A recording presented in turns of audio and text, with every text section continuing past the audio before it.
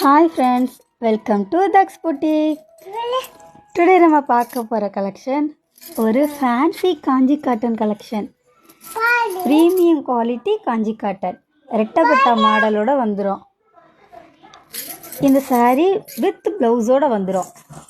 இந்த சாரியில் multiple colours available இருக்குது. குரூப் saree வேணாலும் ரெடி பண்ணிடலாம்.